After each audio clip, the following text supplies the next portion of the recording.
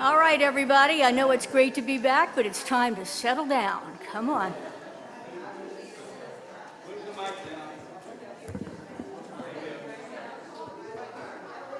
Welcome to First Church Unitarian and our first service of this glorious new church year on a wonderful Sunday morning. It is wonderful to see all your faces present today and to say hello to all those people hopefully watching from home. So if you look into your order of service, which hopefully you have either digitally or in person, you will see that there's a Community Matters in there. And there are two things I want to emphasize about Community Matters. And the first one is that we are looking for RE volunteers. So we want people who love working with children and telling stories and playing games in a spiritual, wonderful UU way to volunteer to help us with some RE classes and who can get quarried. The other thing I want to point out is that the fair that we're having, the altered fair, is on October 15th. And if you do a little bit of math, you figure out real quick that that's a month and 4 days away. So we're coming up on that pretty fast. If there's something you want to volunteer for the fair, you're going to be contacted soon if you don't get into contact with us. The right person to contact is waving her Community Matters back there. It's Lara Simple. If you can't get Lara, you can try for me. All right, thank you very much, and let's get started with our service.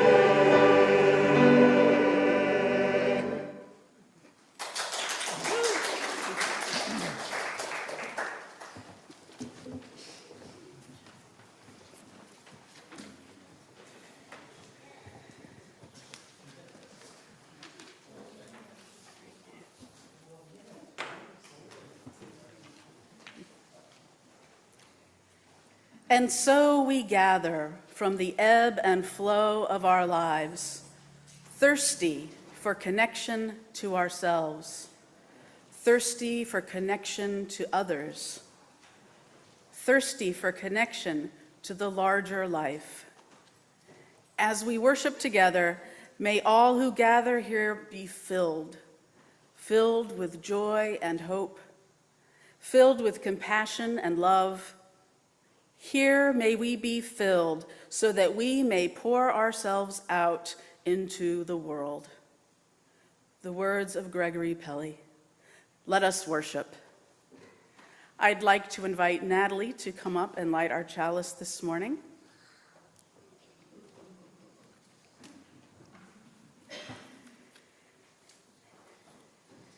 And as Natalie lights the chalice, I would invite you to say with me the words of our covenant, which you can see up here on the screens.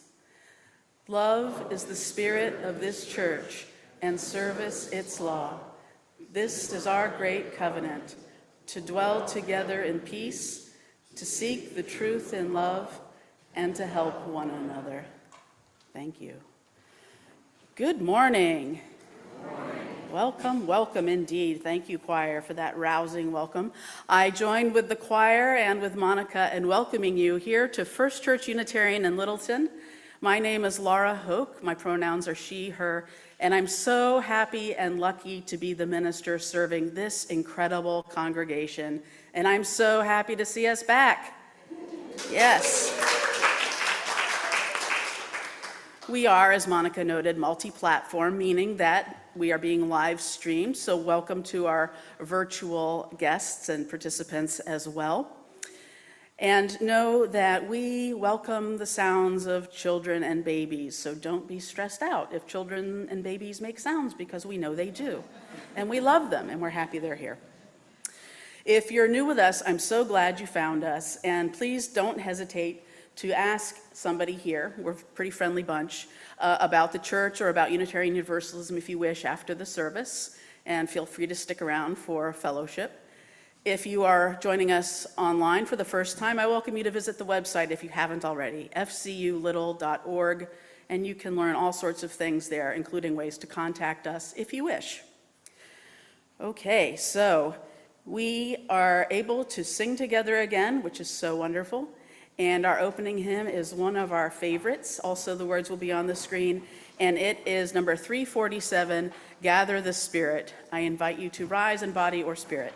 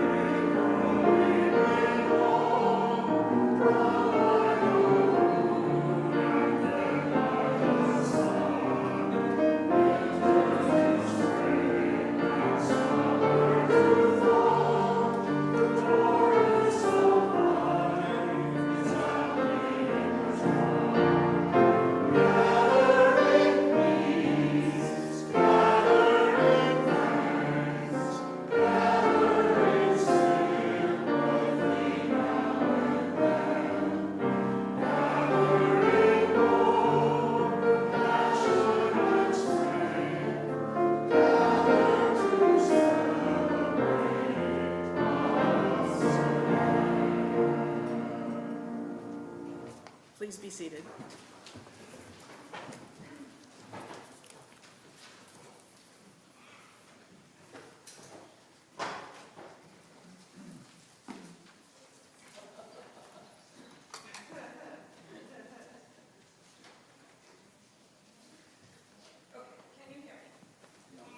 No. Yes? Yes? Okay, I'll yell. I'm not good at that, but I try.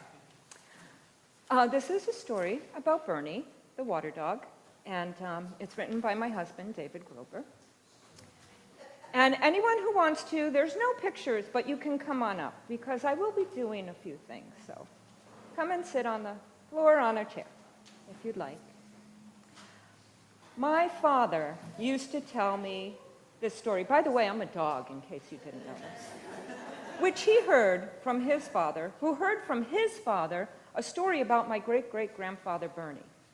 My great-great-grandpa Bernie was a good dog. Most dogs are good dogs.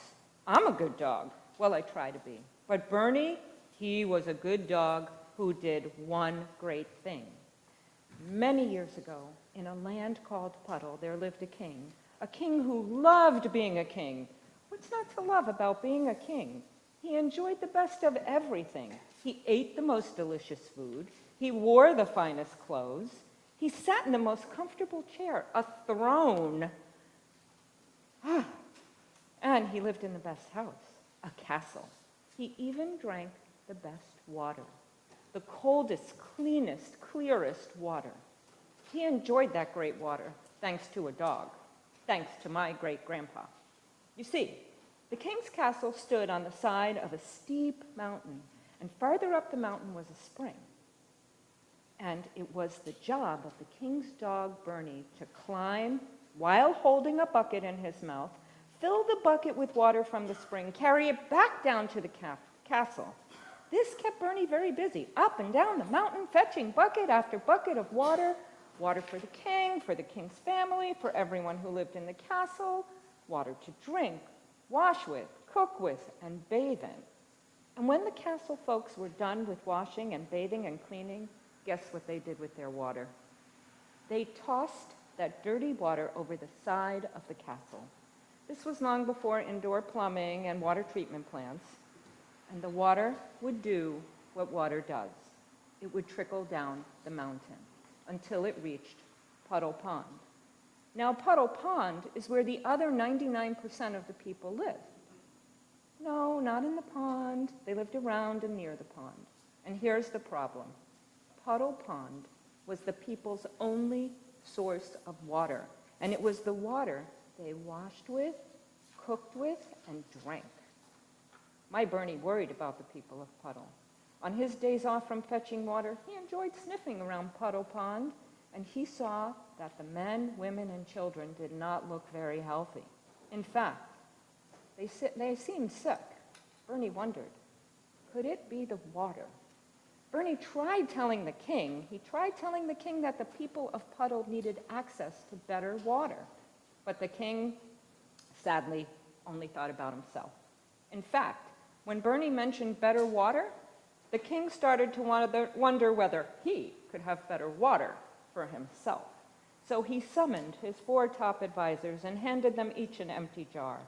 North, south, east, west, go find me water better than the rest. And the 4 men headed off in 4 directions, leaving the king and his dog alone. And Bernie stared at the king, waiting for his orders.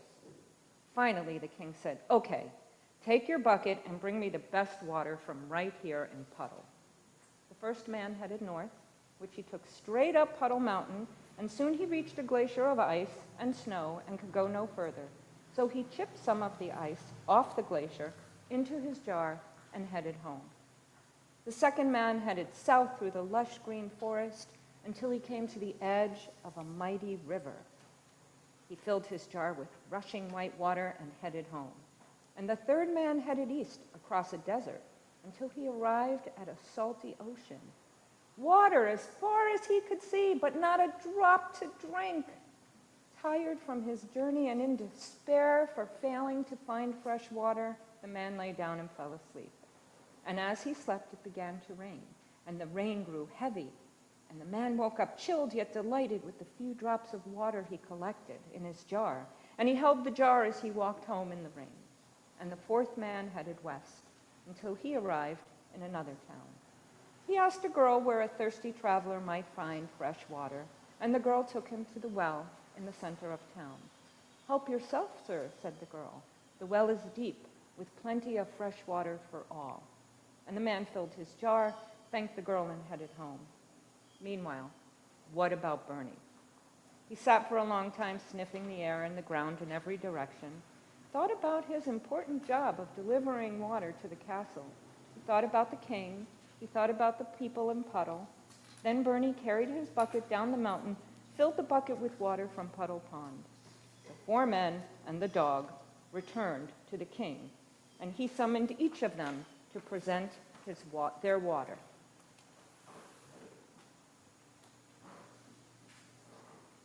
Here are my waters. River water. Ah, delicious, cold, clear water. The rainwater. Fantastic, clean. And how about this well water? Fantastic, so clean. Oh, and the glacier water, I almost forgot. Oh my God, they're all fantastic. And Bernie's water from Puddle Pond.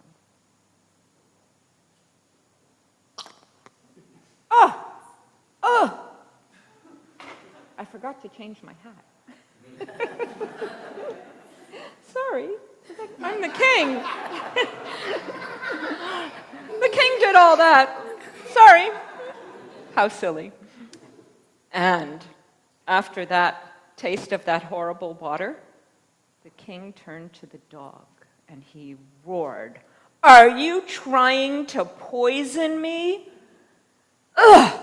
Do you have anything to say before I sentence you to death?" Well, my great-great-grandfather sat up tall, faced the king, and said, "I've been your devoted dog all these years, so I ask only one thing. Come down the mountain with me." And the king agreed. And he and the four men followed down the mountain, and Bernie led them to the hospital. Inside the hospital, the king saw terrible things. A mother who coughed so badly she could barely breathe, and the mother held a baby who coughed, and it could hardly breathe. He saw two young boys who looked like sad old men. He saw a big man on his knees crying. And the king turned to the doctor and said, "Why are there so many sick people?" And the doctor said, "It's the water, my king. The people of Puddle have no access to clean water. It's the dirty water of Puddle Pond." And Bernie, my great-great-grandfather, Puddle Pond, the king turned to Bernie and cried out, "What have I done? What have I done?" And Bernie, my great-great-grandfather, said, "You're asking the wrong question. The best question is, what can we do now?" And the king looked up at his four advisors. "What can I do? What can I do?" And no one spoke. And the king repeated the question louder. "What can we do?" No one spoke. And the king yelled, "Well? Well? Well?" repeated one man. Well, said another. "Great idea," said the third man. "Let's dig a well." And yes, the fourth man, they all went to the side and they started digging. Even the king picked up a shovel. And once the well was deep enough and all the people at Puddle had cold, clean water to drink, that mother stopped coughing and the baby stopped coughing and the two little boys looked like happy boys again, and the big man stood up and started singing. And the king decreed that the well must have the best possible name. Can you guess what they called it? Bernie's Well. My great-great-grandpa. And just so you know, David wrote this when Bernie was running for president.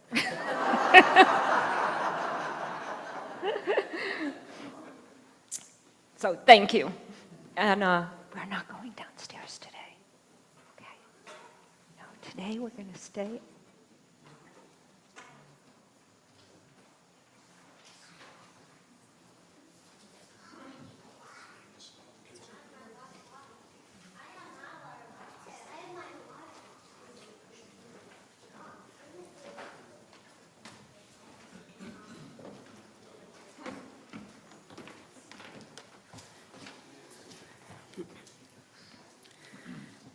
Today is, as you might know, the 21st anniversary of September 11th, and the choir's anthem was written by this congregation's own Niela Miller. It's called Sing for Love.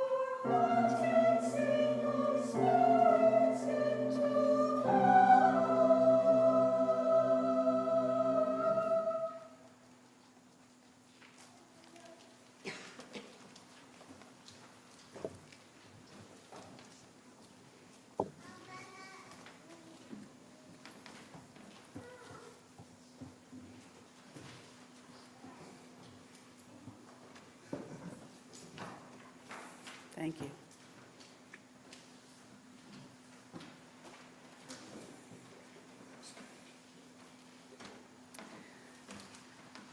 The Reverend Vicky Weinstein notes that Unitarian Universalist congregations are governed by democratic processes, and one of the privileges of being in this free church tradition is that we provide all the financial support for the ministries from among ourselves.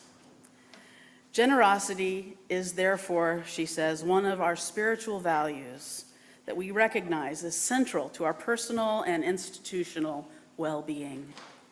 So you are now invited to participate in the blessing of giving. If you are here in person, the ushers will come down and collect any offering you might make. If you are with us virtually online, You can go to the website, FCU Little, and look for the yellow donate button in the top right, or you can send in a check to the church at 19 Foster Street, Littleton, Massachusetts, 01460. This morning's offering will now be given and received in grateful appreciation.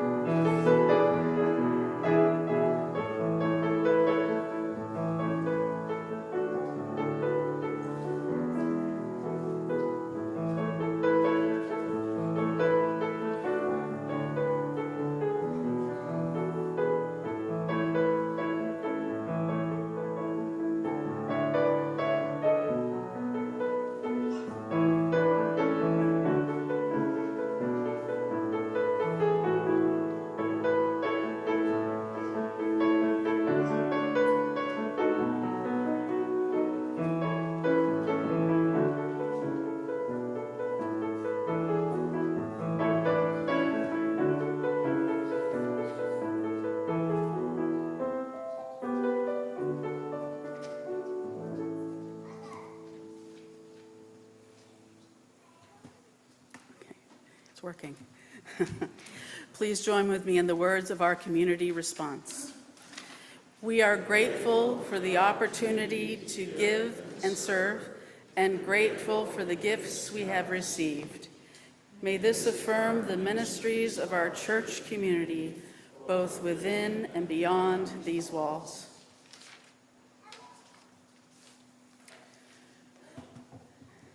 Water communion is a Unitarian Universalist tradition. It's a tradition to have this ceremony, this ritual, on the first service of the regular so-called church year, this Ingathering Sunday. It's a celebration of the waters that carry us and buoy us up, that show us our expectations and prepare us for the future. Take a time to think about this past summer. Think about what was buoying you, what was preparing you for the future. If you have brought water with you, think about the place perhaps where it came from, or the people who were with you as you gathered it. Think about what makes it meaningful for you. And think of a word or a sentence, something very brief, that symbolizes its importance, whether the importance of it for the past summer or for the year ahead. And we do have water for you up front if you wish to participate but didn't know or didn't think to bring water. You can pour water from the pitcher up front, just a little bit, and we can share that as well. At this time, I'd like to ask our lead deacon, Bill Duston, to start by adding water the deacons have collected and saved from past years when we had this ritual. This is the water that, after it's boiled and very importantly cooled, we use for child dedications.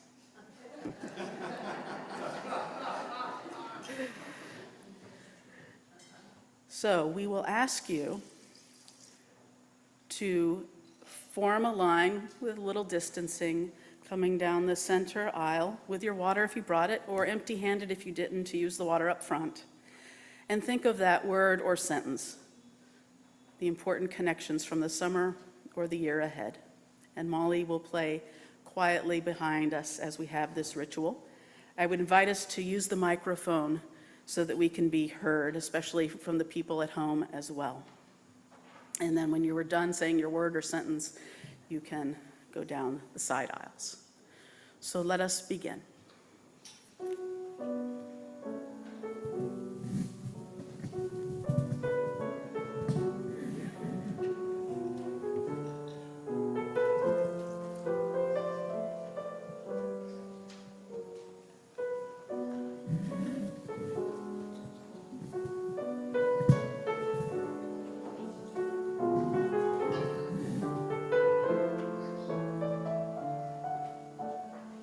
Thankful.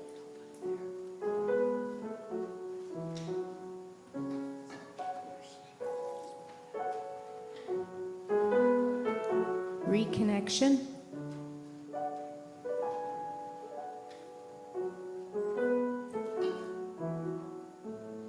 Pristine.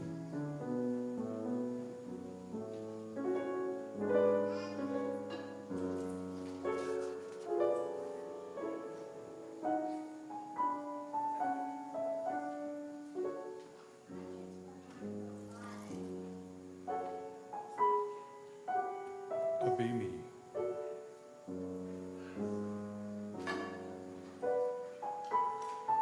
Rainwater.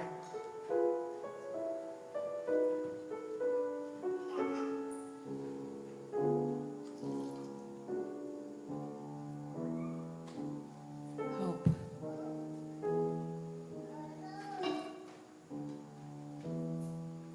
Friendship.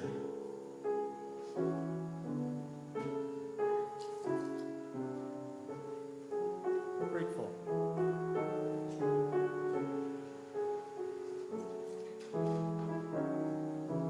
Joy.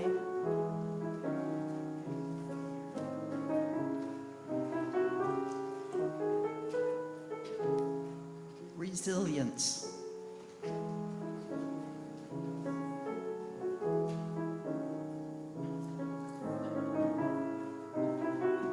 Precious.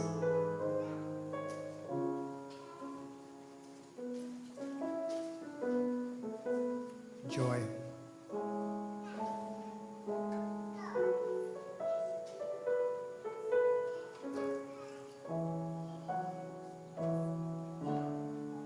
Untrammeled.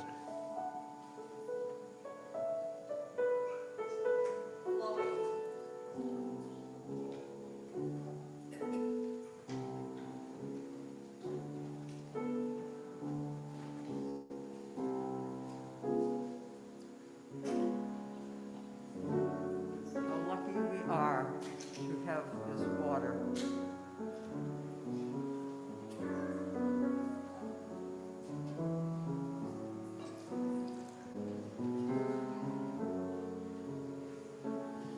Family.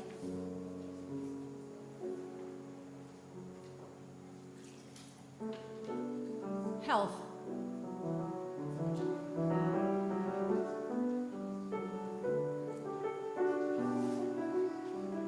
Friends.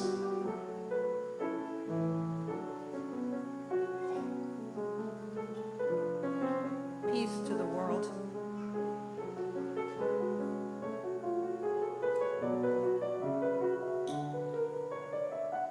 Healing.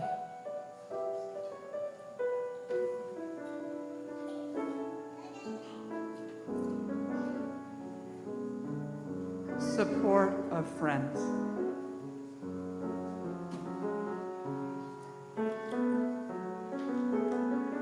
Gratitude.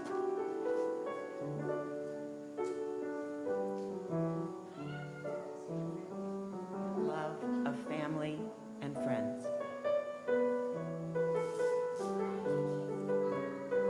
Friends. Rain barrels.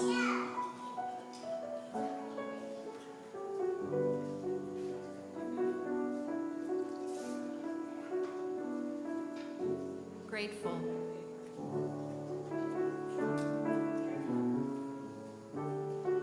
Family near and far.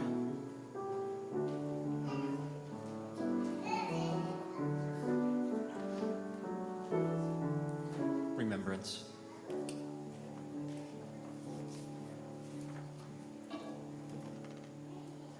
Family love, family wedding.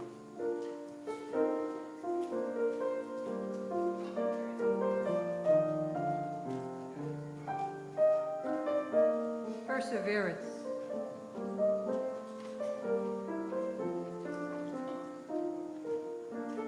From several of New Hampshire's lakes, rejuvenation.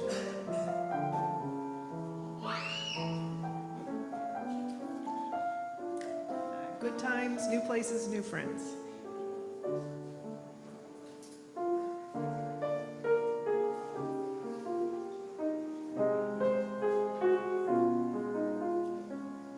Cousins.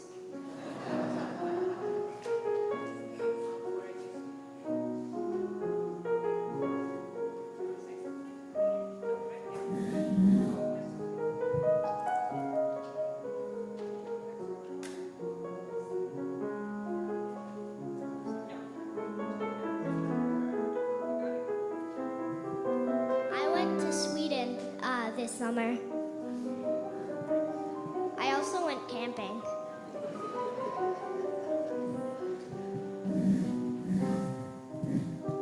Extended family. Tranquility in turbulence. Ferry Beach, joy, love, my spiritual home. Universality.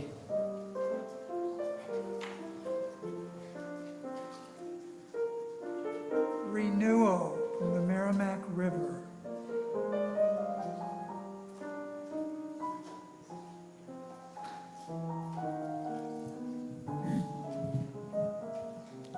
Old friends, extended family, and God save the Queen.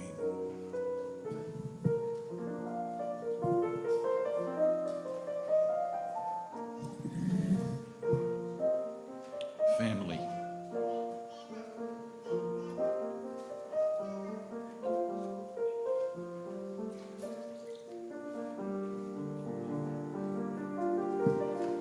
Recovery.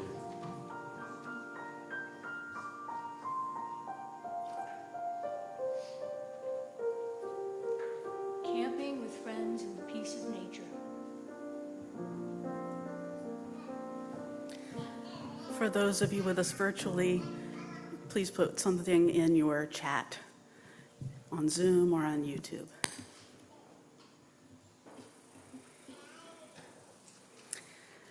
I'd like to ask our deacons to bless the waters. Deacons Bill Duston and Monica Pilman, and our third deacon, Cindy Malley, will be virtually blessing it silently from home. These are the words of the Reverend Ranwa Hammamy. This water is sacred. It is made sacred by the many hands that have poured it with intention and love. The many stories that each drop contains, the many lives surrounding it in this unique moment, connected by commitment and faith. This water is sacred. May it continue to flow through this community with shining reflections of the unique gifts that flow through each of its members. May it continue to nurture this community with sustaining hope that we journey together through ripples of growth and change. May it continue to bless this community with loving reminders of our collective responsibility to one another and to the world.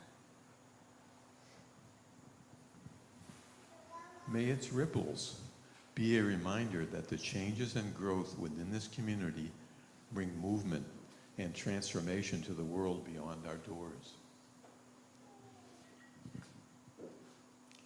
May its purity offer grace to our community and the willingness to forgive ourselves and one another when we make mistakes. In moments when we are confused or uncertain, may it bring us clarity of purpose and commitment. In moments when the reservoirs of hearts and spirits are drained by sorrow or pain, may it nourish them with the knowledge that we are surrounded by a deep and abundant love. This water is sacred.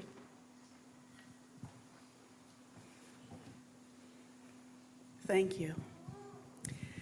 And now the congregation will bless the water in song with hymn number 402, From You I Receive, and the words are in your bulletin and also on the screens.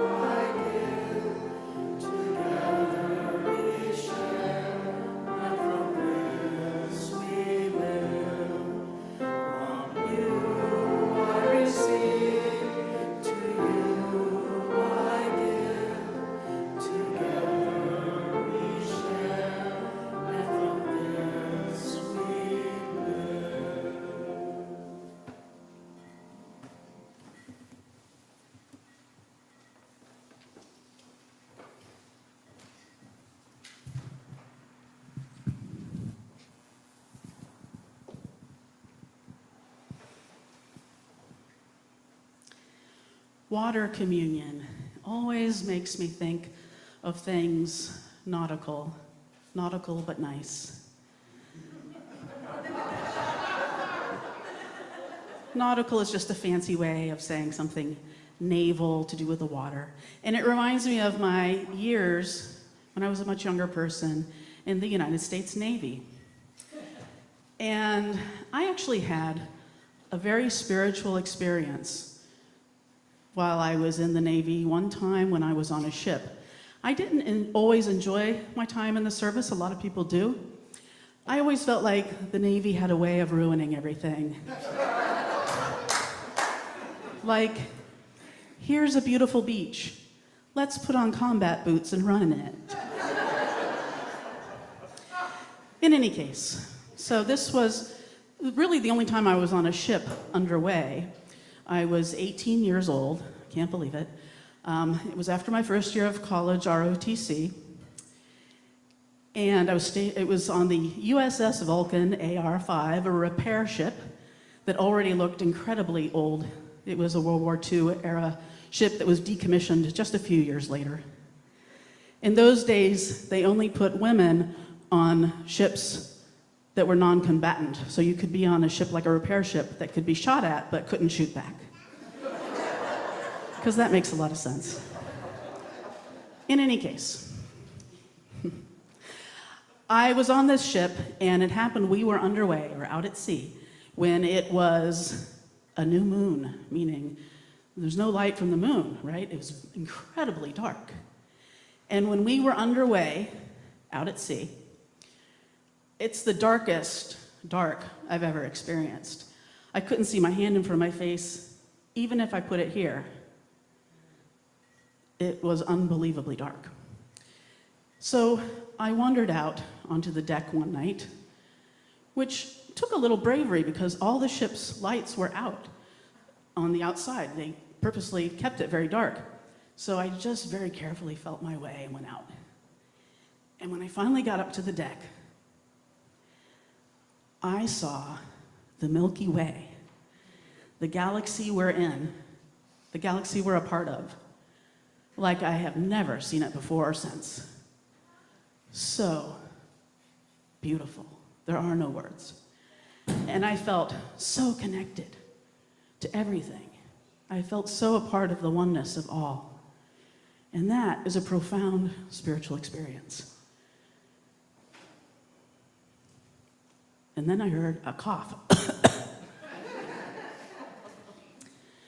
And I said, "Is someone there?" And he said, "Yep." Now, I'm 18. I was a little scared, to be honest with you. Kind of sad, but I was. Of this person. You never know. So I realized, having just had this experience and now being a little thrown by this person that I can't see, of course, that I'm a little disoriented, though I usually have a good sense of direction. I wasn't really sure how to get back. So I was a little panicked, and I wasn't sure what to do. But I took a chance, and I just said, "I think I'm a little lost. I think I need help getting back to the berthing area where we slept." And he said, "Who is this?" And I said, "This is one of the midshipmen who's on the ship this month." He knew that meant that was one of the clueless people from ROTC. And like I said, I couldn't see a thing, but I heard his eyes roll. So he said, "Stick out your arm." So I did. And he grabbed my wrist, fairly gently, and he led me back to the berthing area. You know, there's a saying, some people say, hell is other people.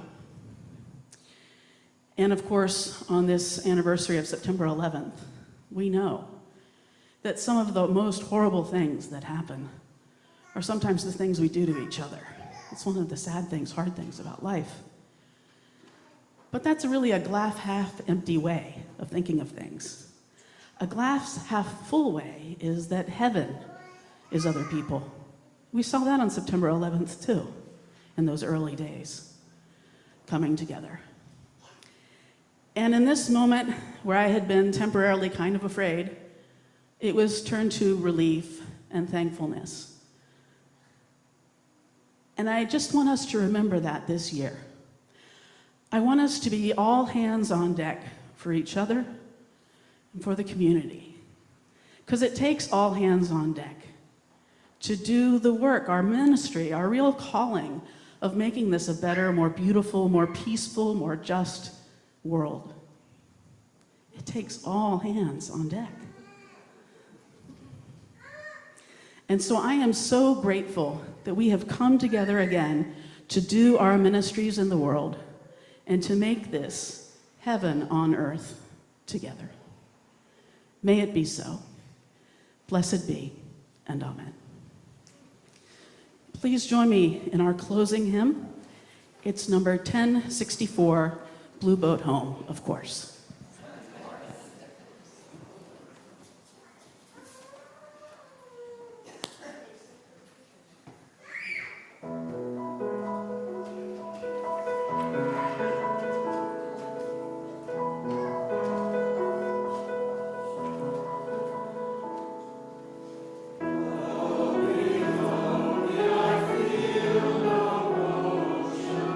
Standing on these mountains.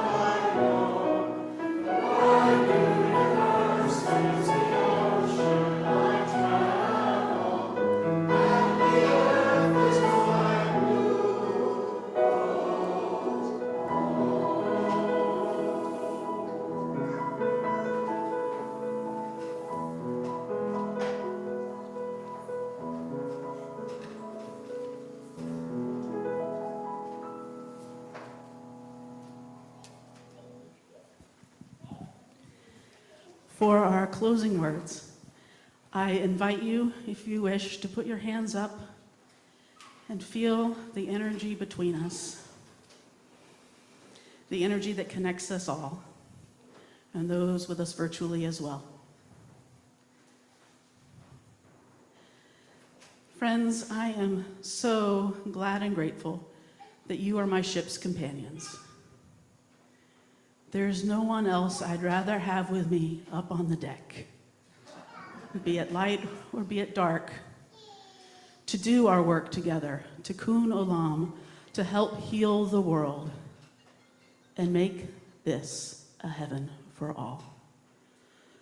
Welcome back to Spaceship FCU. Go in peace.